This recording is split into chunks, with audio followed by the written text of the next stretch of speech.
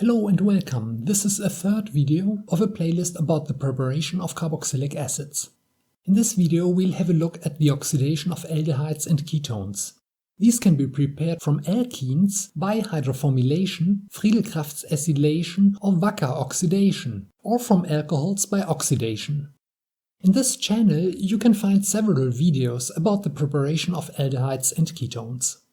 One strategy to oxidize aldehydes to carboxylic acids is radical chain oxidation with oxygen. The formyl CH bond is weakened in hydrates, hemiacetals or acetals and easy to cleave homolytically. Aldehyde hydrates or acetals are also good hydride donors, especially when these intermediates are negatively charged and thus easy to oxidize. Some aldehydes may also be deformylated and yield formic acid derivatives upon treatment with strong nucleophiles. Aldehyde autoxidation is a radical chain reaction, similar to the autoxidation of benzylic or allylic methyl groups.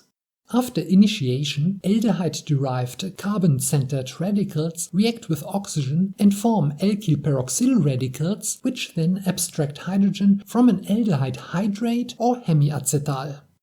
Hydrolysis yields the acid or some acid derivative.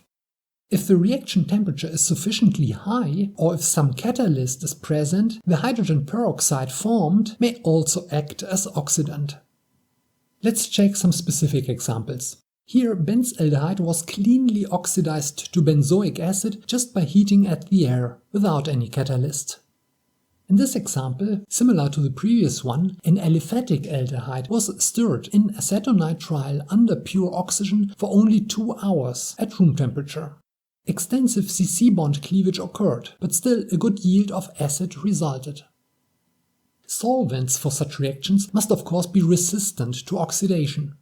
Particularly difficult to oxidize are halogenated alkanes, acetonitrile, acetone, acetic acid and nitromethane. Still, most of these solvents form explosive mixtures with oxygen, and such reactions are therefore difficult to conduct safely.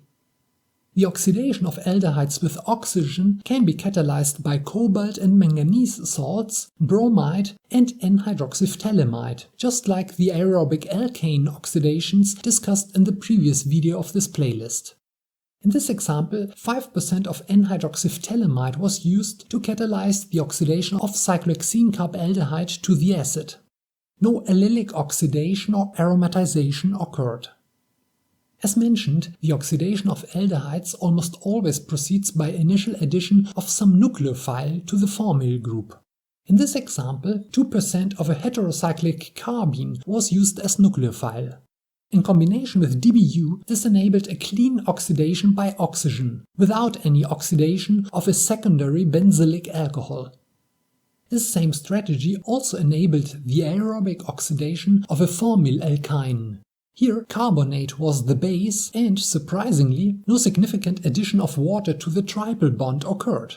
Acceptor-substituted alkynes are good Michael acceptors and readily react irreversibly with all kinds of nucleophiles. This did not happen here, however. A high concentration of hydroxide can convert aldehydes into their anionic hydrates, which are particularly easy to oxidize. Under such conditions, Cannizzaro reaction will usually occur, but the resulting alcohols might be oxidized again to aldehydes by hydride abstraction. Thus, a complete conversion to the acid can sometimes be achieved. 2 or 4 hydroxybenzaldehydes do not readily undergo Cannizzaro reaction. This would require formation and hydride transfer from a dianion to an anionic intermediate, what is an unlikely event. In this example, hydrogen evolution was observed upon addition of vanillin to the caustic at around 200 degrees Celsius. One likely mechanism would be hydride transfer from the hydrate dianion to water, as sketched here. Aldehydes can also be oxidized by hydrogen peroxide, as in this example. To improve mixing with lipophilic aldehydes, a phase transfer catalyst was used here. The oxidation of aldehydes by hydrogen peroxide can be catalyzed with tungstate, molybdate or vanadate. In this example, a flavinium salt was used to oxidize a rather electron-deficient aldehyde. No pyridine N-oxide was formed. Oxone in DMF is another suitable reagent for aldehyde oxidations. Here, a dialdehyde was oxidized to adipic acid at room temperature in only 3 hours.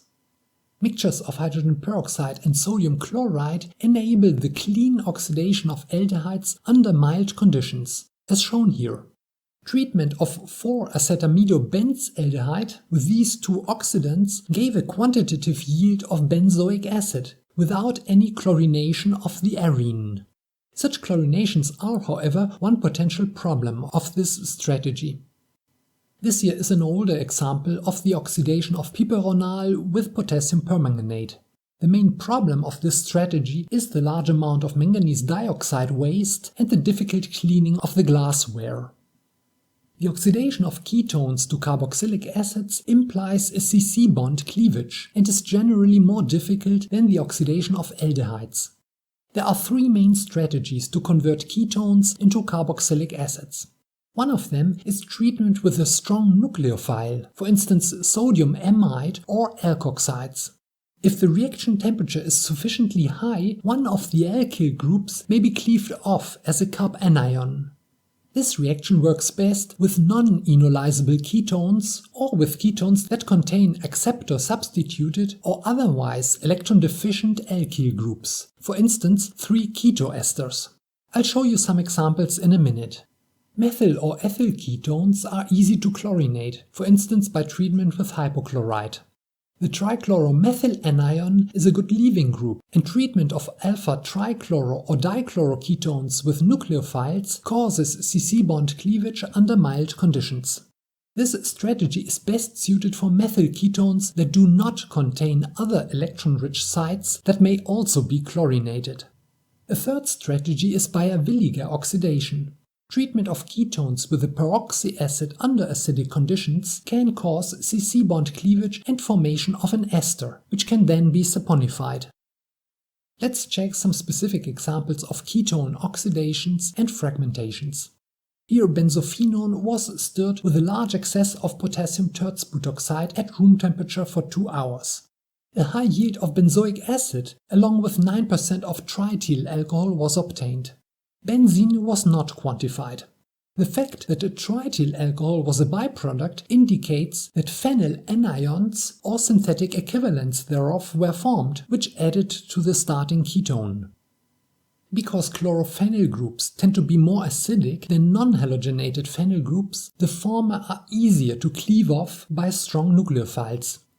Here, treatment of chlorobenzoylferrocene with potassium tersbutoxide in refluxing dimethoxyethane gave chlorobenzene and ferrocene carboxylic acid in good yield. More sensitive than aryl ketones are benzyl ketones.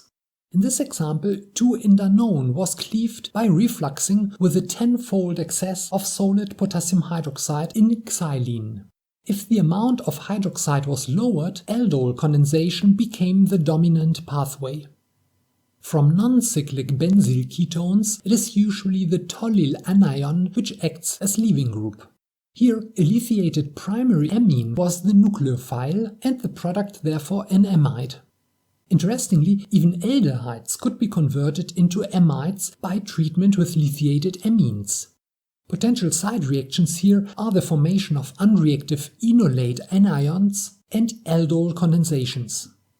Autooxidation of acetophenone with oxygen and potassium tersbutoxide mostly yielded benzoic acid. Under similar conditions, cyclohexanone yielded adipic acid. This reaction probably proceeded by initial alpha oxidation of the ketone followed by cleavage of an intermediate 1,2-diketone and further oxidation. A related reaction is the oxidation of acetophenones to benzoic esters by air.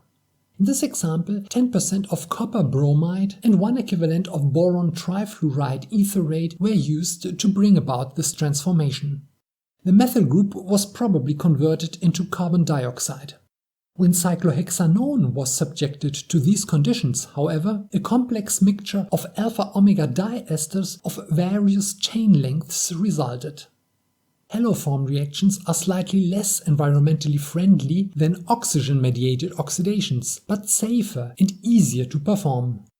In this example, a combination of calcium hypochlorite and potassium hydroxide was used as reagent. The target acid was obtained in high yield, without any chlorination of the alkene or the allylic positions. Besides unwanted chlorinations, one problem of haloform reactions is that during acidification, strong exotherms may occur if a large excess of hypochlorite was used and if the reaction mixture contains oxidizable material. Even dichloroalkyl groups can be cleaved off ketones by strong nucleophiles. Here, cyclohexanone was subjected to the standard haloform conditions, and mostly adipic acid resulted. As byproducts, glutaric and succinic acid were also obtained, together with some chlorinated adipic acid. One alternative to halogenation can be aminomethylation with DMF dimethylacetal. This reaction gave best yields with electron-deficient ethyl ketones, but with methyl ketones or more electron-rich arenes, yields were low. The Baeyer-Villiger reaction has a broader scope than the strategy of the previous example. Baeyer-Villiger oxidations are usually acid-catalyzed, as the example shown here. In this example, sulfuric acid had also been added to protect the amine from oxidation. The target lactone was obtained in fair yield without any cleavage of the benzylic ether. Instead of peroxy acids, also oxone can sometimes bring about Baeyer-Villiger oxidations. In this example, no further additives were required. In Baeyer-Villiger oxidations of aryl ketones, usually the aryl group migrates to oxygen, giving a practical access to aryl esters and phenols. Another strategy to convert ketones into carboxylic acids is the Favorsky rearrangement. Enolysable ketones with a leaving group in alpha position can sometimes be cyclized to cyclopropanones. Treatment with a nucleophile can then yield carboxylates, as shown here. Halides and sulfonates are the most common leaving groups, but even alpha-hydroxy ketones sometimes undergo this rearrangement. This here is a typical example. The yield was not high, probably because of side reactions with DMSO. Dimethylacetamide may have been a more convenient solvent. I won't repeat here my warnings about the dangers and maliciousness of DMSO, which are documented extensively, for instance in organic process research and development. This example proceeded under milder conditions than the previous one and gave an excellent yield of methyl ester. The ring contraction proceeded stereoselectively and a reactive allyl chloride remained unchanged. Here, an alpha-hydroxy ketone was converted first into a mixed carbonic acid ester and then, after rearrangement, into an ethyl ester. Both activation of the hydroxy group and Favorsky rearrangement proceeded in one-pot fashion. Sometimes also halogenation and rearrangement can be conducted in one step. In unsymmetric ketones, it does not really matter on which side halogenation occurs, because both possible products will yield the same cyclopropanone.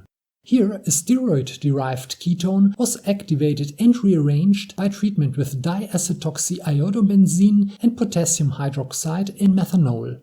Interestingly, no epimerization of the alpha-methyl group of the ketone occurred. What about potential side reactions? Well, there are of course many. Strongly basic oxidizing conditions can cause unwanted oxidation of other functional groups, or aldol additions and condensations. Benzaldehydes and aryl ketones may yield phenols instead of benzoic acids, or may be deacylated and yield unsubstituted arenes. Here, for instance, a benzaldehyde did not undergo Cannizzaro reaction, but deformylation when treated with potassium hydroxide. Such deacylations become more likely with electron-deficient aryl groups or polyhalogenated arenes. Under anhydrous conditions, such reactions may also stop at the ester stage and give only 50% conversion to a carboxylic acid derivative, as in the Tishenko reaction. Also in this example, the main pathway was not oxidation to the benzoic acid, but a Baeyer-Villiger type oxidation to hydroquinone. Similarly, an attempted oxidation of the formylchromone shown here mostly yielded a hydroxychromone and only a low yield of carboxylic acid. Here are some further references which you can also find in the description of this video. For subscribers, there is a PDF version of this presentation under the Community tab. The next video of this playlist is about the oxidation of alkenes and arenes to carboxylic acids. In recent years, rather selective procedures have been developed which also enable laboratory preparations of structurally complex acids. See you then.